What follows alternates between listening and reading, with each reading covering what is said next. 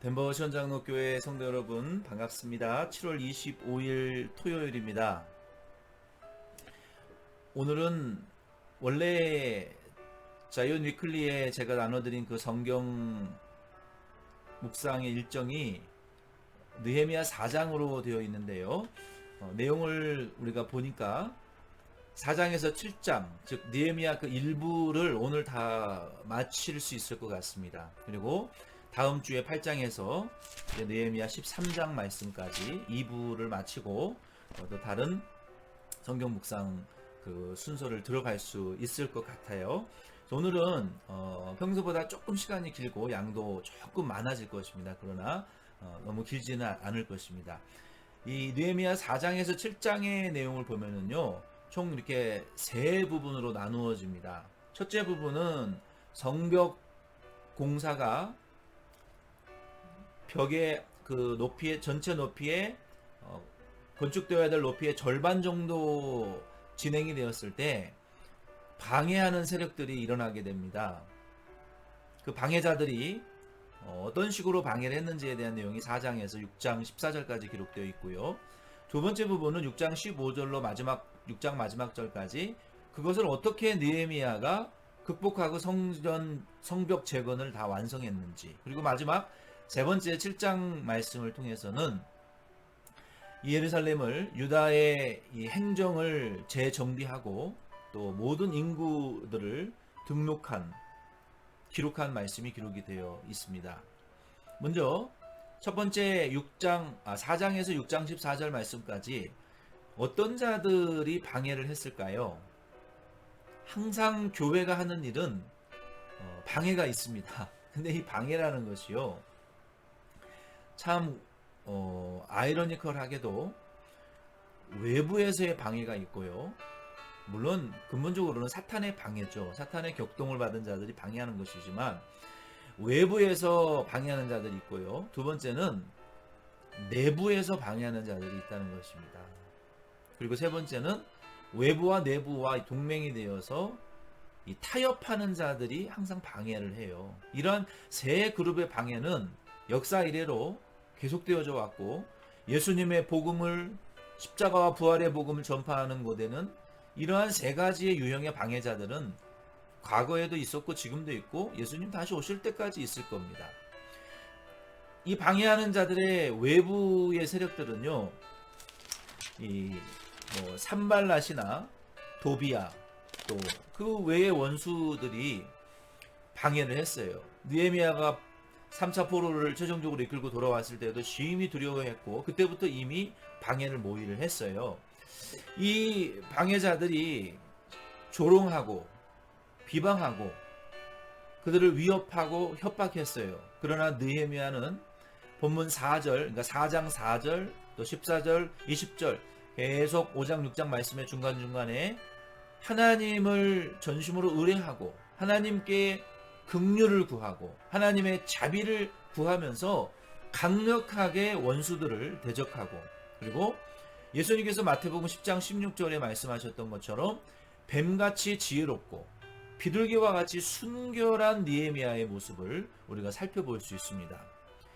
이 외부의 방해가 있었고요. 5장 1절로 13절 말씀에 보면은 내부의 방해자들이 있었어요. 어떤 방해자들이 있었냐면 이 유다 서민들이 일어나서 성벽 건축하는데 전혀 상관하지 않던 귀족들과 관리들이 있었어요. 이 성벽 건축하는 때에 또 흉년이 겹쳐가지고 정말 어려운 시기가 왔는데 이 관리와 귀족들은 이 시기를 틈타서 고리대금, 높은 이자를 받고 돈을 빌려주고 그것을 갚지 못하면 땅과 또 밭과 이러한 것들을 다 뺏어버리고, 그리고 심지어 자녀들까지도 뺏어서 노예로 팔아버리는 이러한 반인륜적인 행동까지 하면서 하나님의 이 성벽 건축하는 백성들을 힘들게 했습니다. 그래서 이들이 호소했을 때 느헤미야가 곰곰이 생각해보고 이거는 분명히 잘못된 점이기 때문에 하나님께서 너희들을 바벨론에서 또 바사에서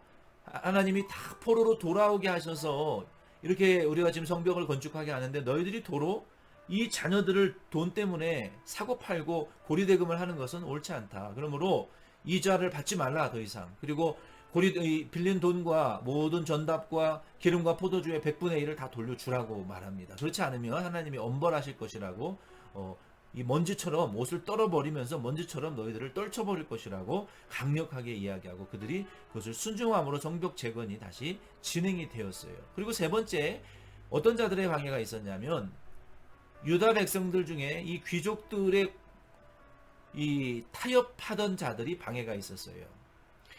이 산발락과 도비아와 같은 사람들이 느헤미야를 여러 번 협박하고 방해했지만 눈 하나 꿈쩍하지 않고 백절불굴의 의지로 하나님의 일을 계속 해나가는 거예요. 그랬더니 이 방해하는 자들이 이제는 유다 내부의 귀족들을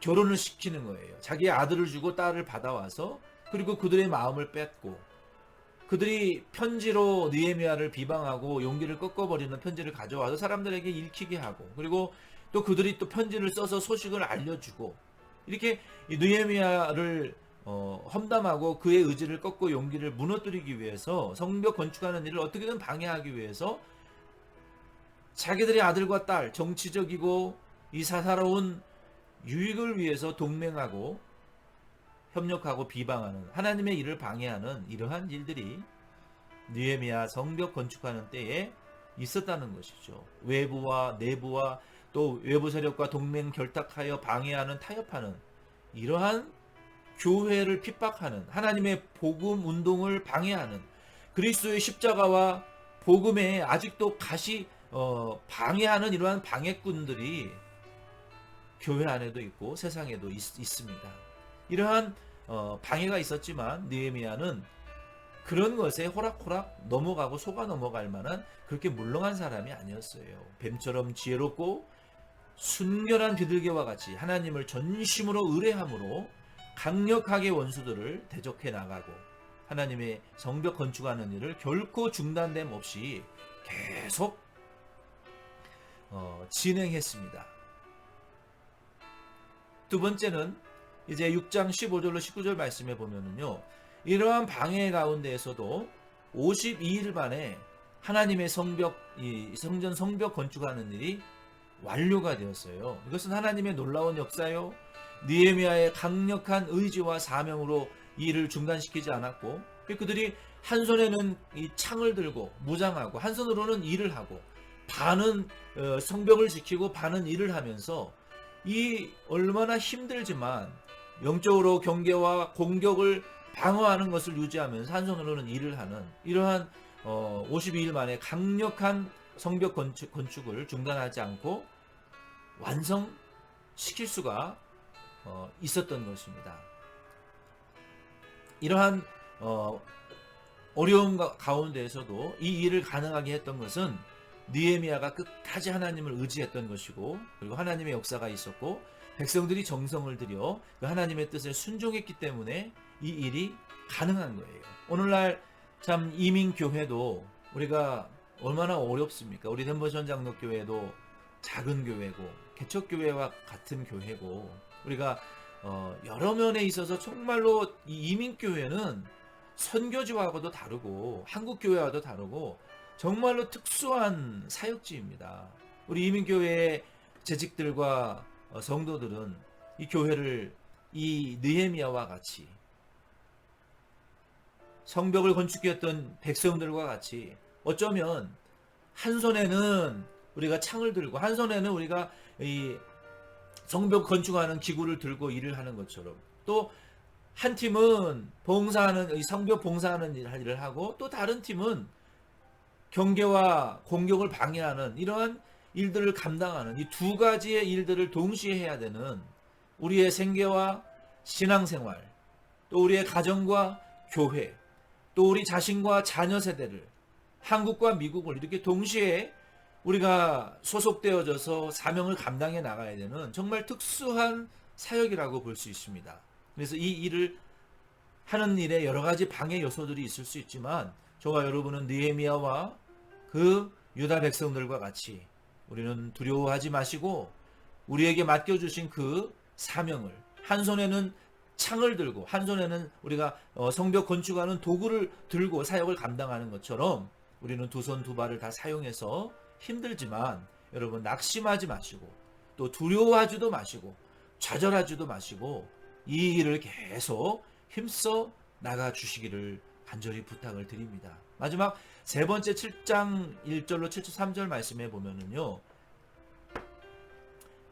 이 느헤미야가 성벽 건축하는 일을 다 마치고, 그리고 문짝을 달고 문지기와 노래하는 자들과 레위 사람들을 세운 이후에 그 아우 하나니와 영문의 관원 하나냐를 이제는 예루살렘을 다스리는 자로 세웁니다. 물론 동생이기는 하지만 동생이라서 세운 것은 아니에요. 2절 밑에 후반절에 보면은 하나냐는 충성스러운 사람이요 하나님을 경외함이 무리 중에 뛰어난 자들이라고 그랬어요. 그러므로 교회는요, 하나님께서 모세에게 미리암과 아론도 주셨고 베드로에게는 안드로와 안드레와 또 그 요한과 그의 형제 야고보를 세워서 함께 사역하도록 이 형제들을 붙여주신 일도 있습니다.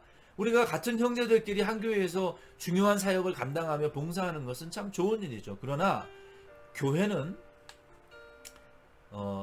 혈연, 지연, 학연 이러한 것으로 중심이 되어서는 안 돼요. 교회는 믿음이 뛰어나고 하나님을 경외함이 모든 사람들 중에서 뛰어난 자들이면서 또 우리 형제도 되고 자매도 그러한 자들이 있다면 교회는 그러한 하나님을 경외하는 자들, 믿음이 뛰어난 자들로 교회 봉사자들과 직분자들이 세워질 때 하나님의 교회가 온전히 지켜지고 세워져 나갈 수 있습니다. 그리고 교회 이 모든 이제 5절 이하의 말씀에 보면은 1차, 2차, 3차로 귀환한 모든 사람들의 명부를 족보대로 쭉 기록을 합니다. 그 돌아온 사람의 숫자가 에스라 2장 64절 말씀과 동일하게 42,360명이 돌아왔다라고 여기에 기록하고 있어요. 그리고 하나님을 위해서 성전에 예물을 드리고 또 제사장들의 예복을 많이 바쳐서 금과 은과 예물과 예복을 하나님의 구원의 은혜가 감사함으로 이 귀환한 자들이 많은 예물과 예복을 하나님께 바쳐 드렸습니다. 그리고 73절 말씀에 보면은요, 이렇게 기록되어지고 있어요. 7장 73절에 이와 같이 제사장들과 레위 사람들과 문지기들과 노래하는 자들과 백성 몇 명과 느디님 사람들과 온 이스라엘 자손이 다 자기들의 성읍에 거주하였느니라. 무슨 말씀입니까? 성전 봉사자들은 성전 안에 돌아가고 모든 사람들은 이제 각자 고향으로 돌아갔다는 것이죠. 이전에는 포로로 잡혀가서 정말 순례자와 같이 노예로 타향살이의 아픔을 하며 하나님의 이 성전을 그리워하고 회개했어요. 그래서 결국은 돌아와서 성전을 짓고 1차로, 2차로 돌아오고 3차로 성벽까지 완성해서 이제는 성전 봉사자들이 다 자기 위치에 세워지고 모든 사람들이 각자의 고향으로 돌아가서 평안한 삶을 하나님의 은혜로 살았다는 것이죠. 이것이 성벽 건설 완성의 은혜입니다. 오늘 이 말씀을 통해서 저와 여러분도 우리 대머션 장로교회에 주신 하나님의 교회와 사명과 직책, 힘들지만 느헤미야와 그의 백성들과 같이 하나님을 전심으로 의지하고 원수를 물리치면서 우리의 직분과 직임에 직책에 충성스럽게 계속 봉사하시고 이 교회를 세워나가는 저와 여러분 될 수 있기를 바랍니다. 기도드리겠습니다. 하나님 아버지, 오늘은 느헤미야 일부를 마치게 하심을 감사합니다. 하나님의 백성들이 성전을 짓고 2차로 돌아오고 3차로 성벽까지 완성하여 모든 영광을 하나님께 돌리고 각자의 위치로 다 돌아가서 하나님의 백성으로서의 삶을 이제 살게 하신 것처럼 우리 대머시원 장로 교회도 교회가 영적으로 그리고 인적으로 물질적으로 모든 면들이 온전히 회복되어지고 세워져 나갈 수 있도록 하나님 저희에게 은혜를 더하여 주시고 특별히 에스라와 또 스룹바벨과 느헤미야와 모든 백성들이 하나님의 뜻을 쫓아 원수의 방해를 이기고 승리했던 것처럼 우리 교회도 그러한 주의 종과 교육자와 모든 지재직들과 봉사자들과 성도들이 될 수 있도록 축복하여 주시옵소서. 예수님의 이름으로 기도드립니다. 아멘. 여러분 수고 많으셨습니다. 다음 주에 만나요. 내일 주일 예배에 만나요.